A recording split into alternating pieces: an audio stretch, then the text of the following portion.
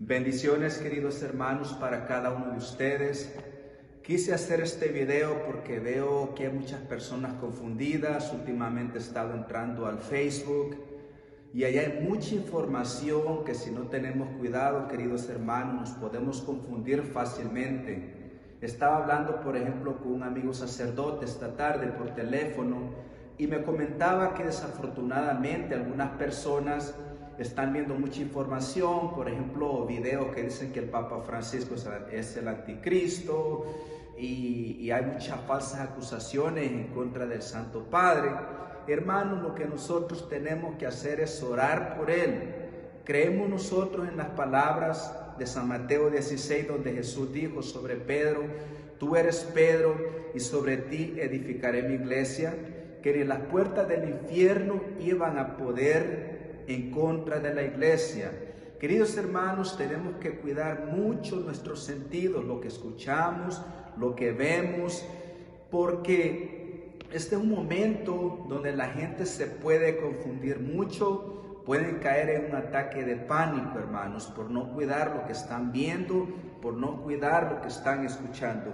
Entonces también he visto videos por ahí donde supuestos profetas, donde algunos predicadores dicen que el coronavirus es una señal, que el fin del mundo ya está cerca.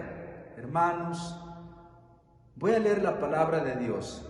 Vamos a leer lo que Jesús mismo dijo. Esto tenemos que mantenernos enfocados, como yo lo he estado diciendo. Vamos a ver lo que dice San Mateo, capítulo 24, versículo 36 hasta el 41. Miren lo que dice: por lo que se refiere a ese día y cuándo vendrá, nadie lo sabe, ni siquiera los ángeles de Dios, ni aun el Hijo, sino solamente el Padre. La venida del Hijo del Hombre recordará los tiempos de Noé. Unos pocos días antes del diluvio, la gente seguía comiendo y bebiendo, y se casaban hombres y mujeres hasta el día en que Noé entró en el arca. No se dieron cuenta de nada hasta que vino el diluvio y se lo llevó a todos. Lo mismo sucederá con la venida del Hijo del Hombre. De dos hombres que estén juntos en el campo, uno será tomado y el otro no. De dos mujeres que estén juntas moliendo trigo, una será tomada y la otra no. Palabra de Dios.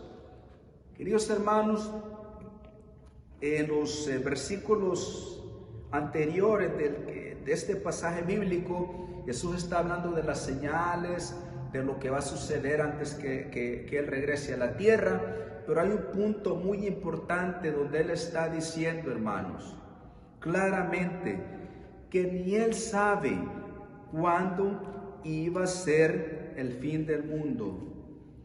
Tenemos que tener cuidado, hermanos, como lo mencioné. Saben que inclusive San Pablo, en las primeras cartas que fueron escritas del Nuevo Testamento, las cartas a los tesalonicenses, vamos a leer de cómo un San Pablo, el gran apóstol, que conocía la Biblia, conocía el Antiguo Testamento, que fue responsable de desarrollar la teología a un nivel más allá, la cristología, las enseñanzas de cómo la iglesia tenía que vivir su fe. Podemos ver que aún San Pablo, en estas dos cartas, hay una diferencia de cómo él está viendo la venida de Cristo. Por ejemplo, vamos a leer Primera de Tesalonicenses, capítulo 4, versículo 13 al 18. Miren cómo San Pablo está diciendo aquí.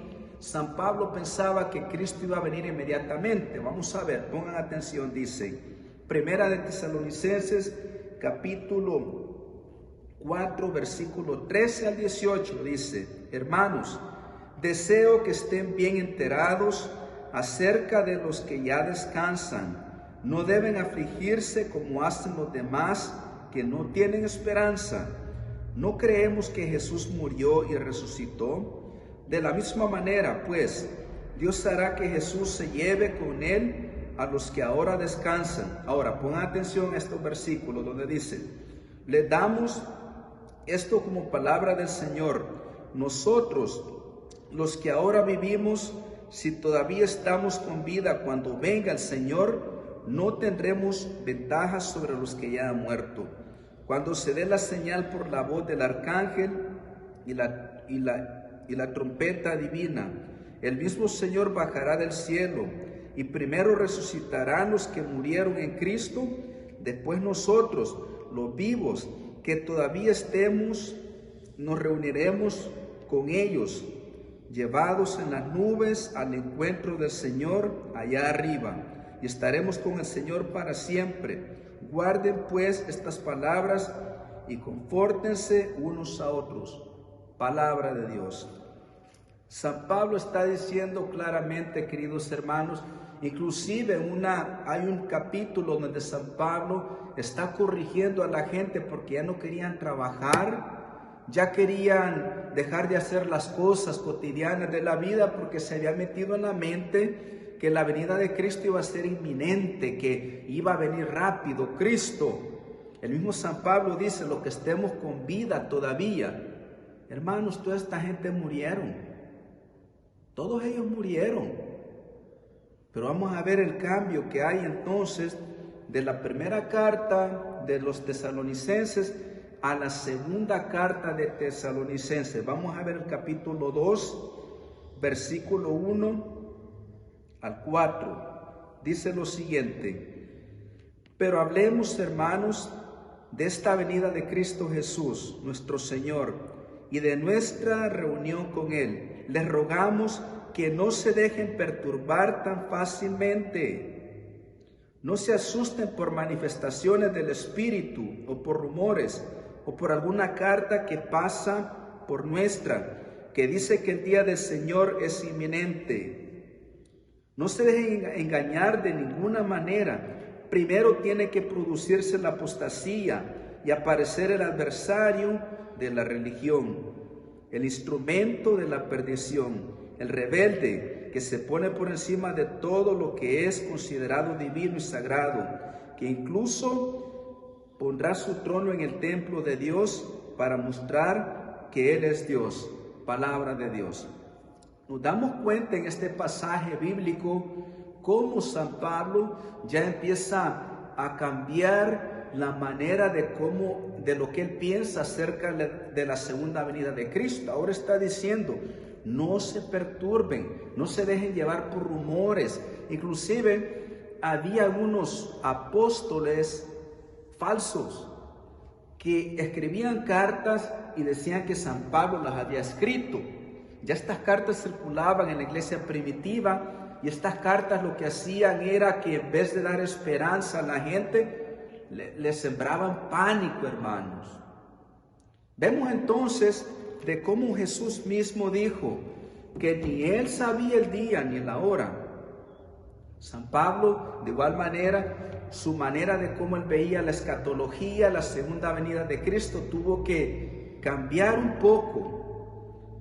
Ahora, con todo esto que está pasando, queridos hermanos, con esto del coronavirus, la gente, hay rumores por ahí que dicen que ya esto es el fin del mundo. Hay una gente que está muy llena de pánico. Queridos hermanos, si vemos históricamente, han habido pandemias, han habido epidemias grandes que han matado millones de personas. Por ejemplo, la polio, la influenza, la malaria, que muchos niños mueren todos los días. El hambre mata a cuántos niños, la malnutrición, pero no se habla de esto. Guerras han habido. Hay señales, hermanos, que cualquiera lo puede llenar de miedo, pero eso no significa de que pues ya Cristo vendrá inmediatamente. No se sabe, hermanos. Claro que Cristo puede venir en este instante, en una hora, hoy en la noche, pasado mañana, no se sabe. No se sabe, hermanos. Lo que nosotros tenemos que tener es esperanza. Quiero leerles, en el año 2000, yo creo que se acuerdan ustedes lo que pasó, cuando todo mundo decía que el calendario azteca, decía exactamente cuándo el mundo iba a terminar, que no sé quién había dicho tal cosa en tal siglo, y todo el mundo de igual manera. Hasta una película salió por ahí que decía que estaban especulando cómo iba a ser el fin del mundo. ¿Saben que había un papa que santo, San Juan Pablo II el Grande, que cuando todo el mundo estaba paniqueado, cuando todo el mundo estaba como que venía el fin del mundo, el Papa Juan Pablo II escribe una carta tan bella a toda su iglesia, la carta que se llamaba Nuevo Milenio, sobre cómo la iglesia tenía que afrontar, cómo la iglesia tenía que ser el instrumento de salvación, hermanos, para el milenio que estamos empezando. Palabras de esperanza, que en vez de ponerse como el mundo, de estar paniqueados, de estar especulando de esto y de aquello, el Papa decía duc in altum, es decir, mar adentro, lo que Jesús les dijo en aquella ocasión cuando los apóstoles habían pescado toda la noche y no habían agarrado nada. Les dice Jesús, vamos mar adentro. Eso decía el Santo Padre a la iglesia, vamos mar adentro. Les voy a compartir un párrafo, 2 párrafos, escúchenos, porque estas palabras que Juan Pablo II dijo en el año 2000 son muy relevantes para cada uno de nosotros. Dice, caminemos con esperanza. Un nuevo milenio se abre ante la iglesia como un océano inmenso en el cual hay que aventurarse, contando con la ayuda de Cristo, el Hijo de Dios, que se encarnó hace 2000 años por amor al hombre. Realiza también hoy su obra. Hemos de aguzar la vista para verla y sobre todo tener un gran corazón para convertirnos nosotros mismos en sus instrumentos. No ha sido quizás para tomar contacto con este manantial vivo de nuestra esperanza, por lo que hemos celebrado el año jubilar. El Cristo contemplado y amado ahora nos invita una vez más a ponernos en camino. Id pues y hacer discípulos a todas las gentes, bautizándolos en el nombre del Padre y del Hijo y del Espíritu Santo. Cita Mateo 28, 19. Continúa el Santo Padre, dice, el mandato misionero nos introduce en el tercer milenio, invitándonos a tener el mismo entusiasmo de los cristianos de los primeros tiempos. Para ello podemos contar con la fuerza del mismo Espíritu que fue enviado en Pentecostés y que nos empuja hoy a partir animados por la esperanza que no defrauda. Queridos hermanos, en un momento que parecía muy caótico, donde los medios de comunicación también decían que iban a pasar tantas cosas, el Papa Juan Pablo II está diciendo que teníamos que empezar el tercer milenio con esperanza, con la misión que Cristo encomendó a la iglesia. Vayan por todo el mundo, prediquen el Evangelio, bauticen en el nombre del Padre y del Hijo y del Espíritu Santo. Esas palabras son tan relevantes para nosotros. ¿Qué hacer entonces en medio de esta confusión? Lo primero que le voy a decir es, cuide su sentido, ya lo dije. Tenga cuidado lo que escucha, tenga cuidado lo que mira, videos en YouTube, en el Facebook, hay mucha información falsa, aún sobre lo que la iglesia enseña. Tenga cuidado, querido hermano, nosotros somos gente de esperanza, donde proclamamos al resucitado. ¿Qué podemos hacer nosotros como discípulos misioneros en estos tiempos turbulentos? Tomar ventaja de esto, hermanos. Ahora que la gente está en sus casas forzadamente porque no pueden salir como antes, usar los medios de comunicación para llevar la buena nueva, para predicar, planear, orar mucho, permanecer en oración cerca de Dios para que nos inspire, para que nos dé fuerza, para que nos fortalezca, hermanos, pero también pregonar que Cristo quiere salvarnos a todos. No perder la esperanza, hermanos. Podemos aprovechar este tiempo de gracia.